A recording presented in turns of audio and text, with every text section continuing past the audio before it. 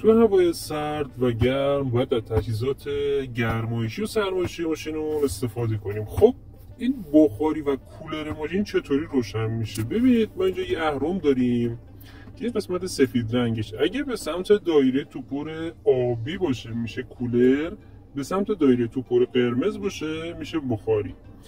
خب این الان به سمت دایره توپر آبیه، پس روی کولر خودروی این قسمت پنکس یا فن 3 تا حالت داره، 1 2 و 3.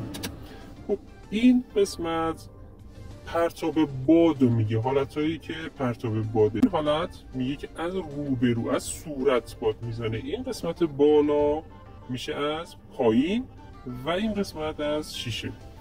برای کولر بخوایم یه کولر خود رو روشن کنیم، خب این به سمت دایره توپر آبیه و روی کولر هست، با این روشن میکنیم. بهتره برای کولر اول رو حالت 1 باشه.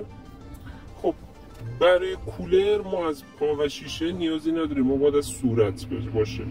خب این به سمت صورته و از صورت داره باد میزنه، از سمت صورت داره باد میزنه.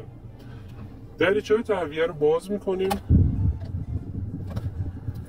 و اینجا یک دکمه AC کولر هست. این دکمه رو فشار میدین چراغش سبز میشه، فن کولر شروع به کار میکنه و شما اینجا باد سرد رو احساس میکنین. الان کولر داره کار میکنه. خب این قسمت میگه جریان هوا رو از بیرون بیارم داخل یا جریان هوای داخل در گردش باشه.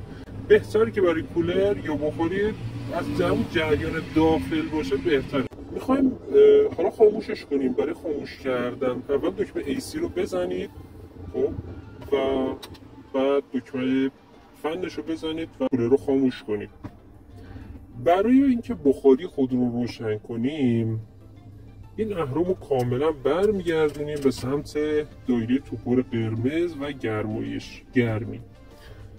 این برای کولر و بخاری مشترک بود و اما حالتهای پرتاب باد ما برای بخاری از صورت نداریم. توی پراید بخاری پراید از صورت نمیزنه، یا باید از سمت پا بزنه یا از شیشه بزنه. خب ما بهترین حالت توی زمستون از پای، مگر اینکه دیگه نیاز داشته باشیم توی زمستون شیشه جلو که بخار کنه اینو به سمت شیشه برگردونیم و بخوایم که بخار شیشه رو پاک کنه. خب برای بخاری